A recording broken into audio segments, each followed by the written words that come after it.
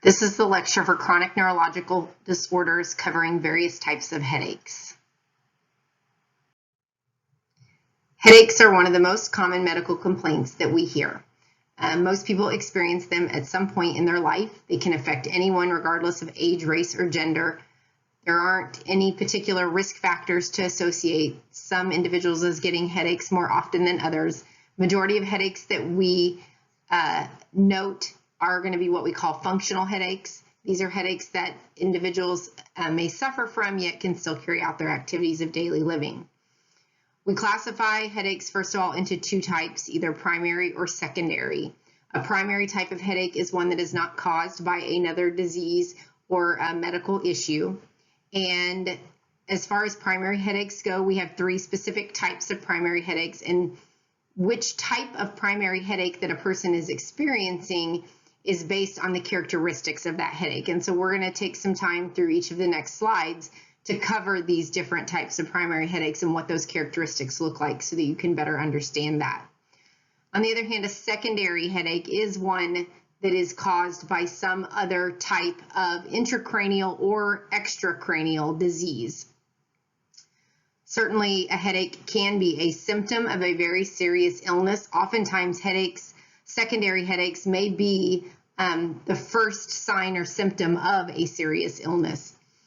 Some examples of some disease processes that will cause headaches would be bleeding on the brain, such as a subarachnoid hemorrhage. Brain tumors frequently will cause headaches as oftentimes one of their first symptoms.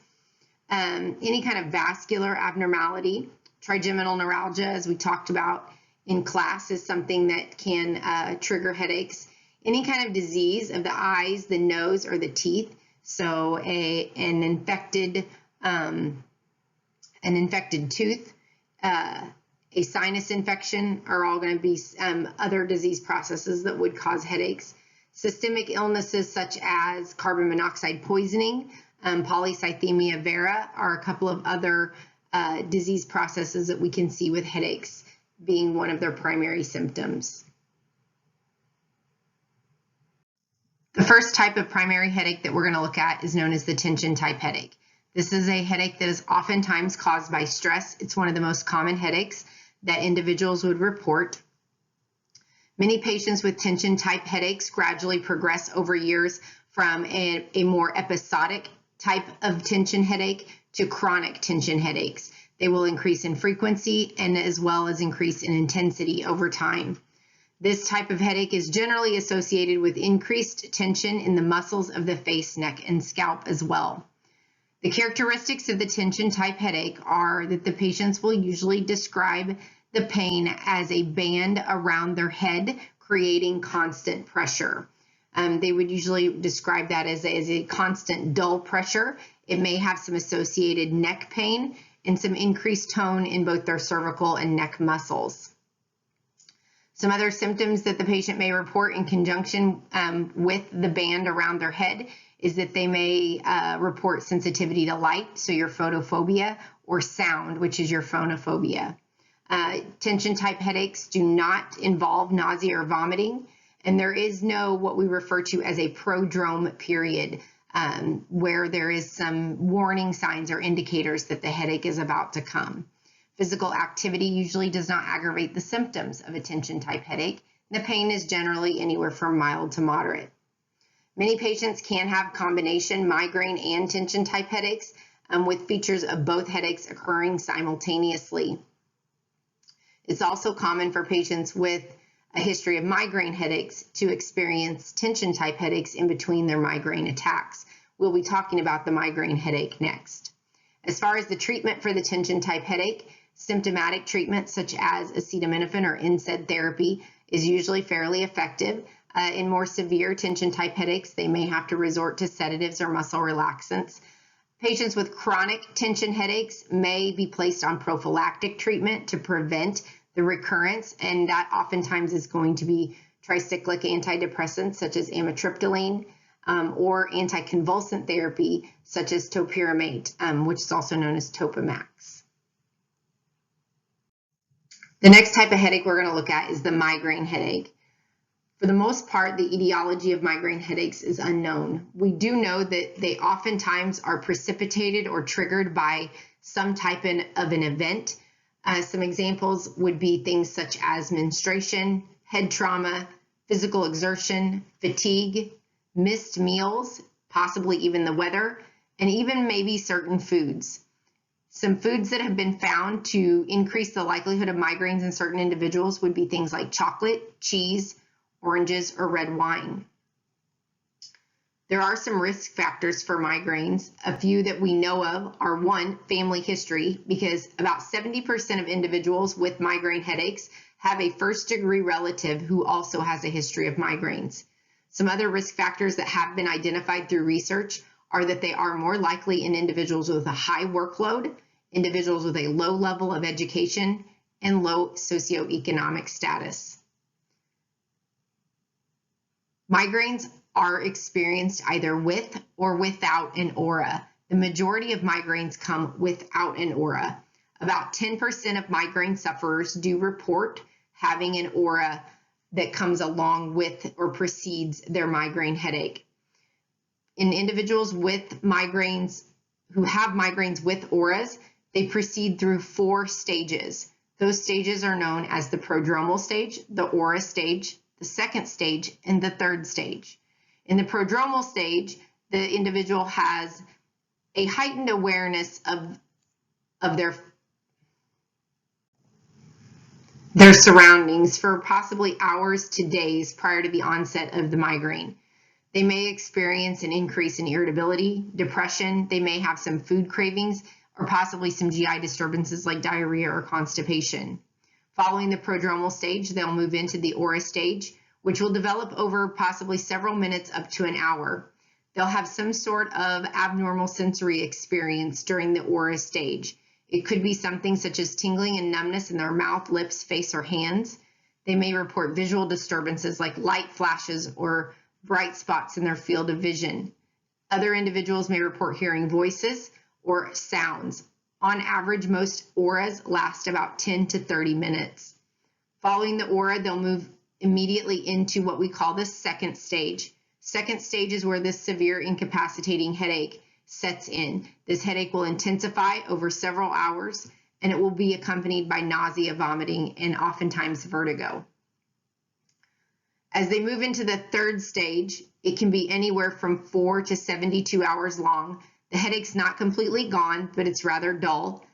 Some individuals may actually continue to have the aura or the sensory experience during even well into the third stage. Throughout this third stage, the pain will continue to subside. As the pain subsides, the patient will find that if they try to be physically active, the pain will likely return and worsen. And oftentimes in the third stage, their patient is going to want to sleep.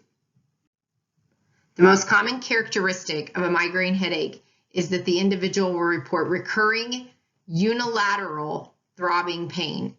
So they will experience pain that is localized to one side of their head.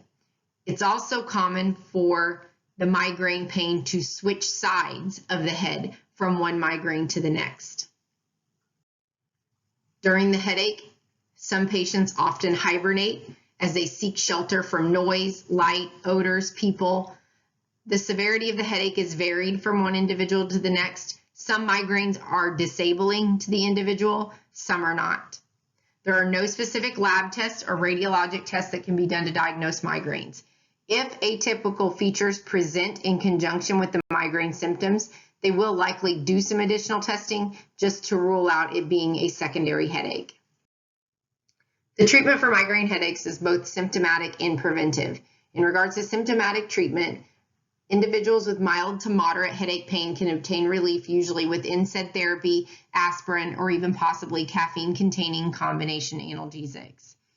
For more moderate to severe headache pain, we will utilize serotonin receptor agonists. This is a class of drugs that is used to treat migraine and cluster headaches. It's more commonly known as the triptans. It has become the first line of therapy in the treatment of migraine headaches. This medication is meant to reduce the neurogenic inflammation of the cerebral blood vessels and produce vasoconstriction. It's most effective when it's taken immediately at the onset of the migraine or even during the aura stage if the patient has that type of migraine. The most common example of a triptan is sumatriptan, otherwise known as Imitrex. It's available in various forms. It can be administered orally, subcutaneously, and it even comes in a nasal spray. It has been found that some patients respond better to one triptan than another, so sometimes there is a little bit of trial and error to find the right one that works best for that patient. It's important to note with the triptans that because the drugs produce vasoconstriction, if a patient has a history of heart disease or stroke, they must avoid the use of these medications. Corticosteroids is another class of drugs mentioned here within the symptomatic treatment. Steroids don't actually relieve the pain of a migraine, but they do help to keep a migraine that has happened from coming back. So that's why they're considered another treatment option for the symptoms of the migraine.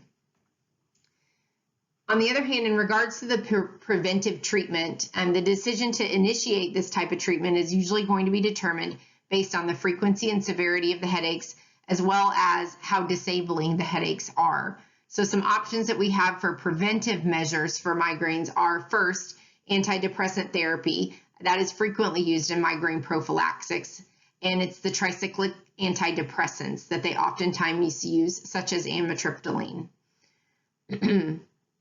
As far as anti-seizure or anticonvulsant medications, this is another often used preventive measure.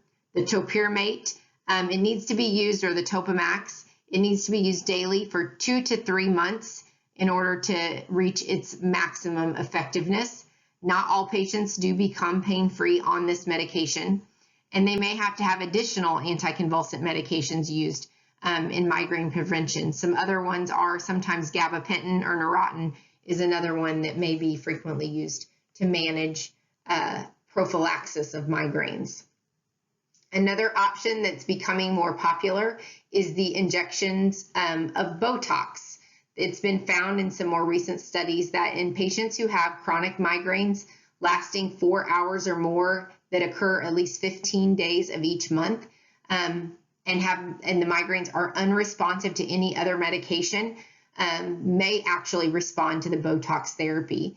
They give it in multiple injections around the head and neck area, and each treatment of Botox lasts about 2 to 4 months, and again, needing those injections repeated every 3 months.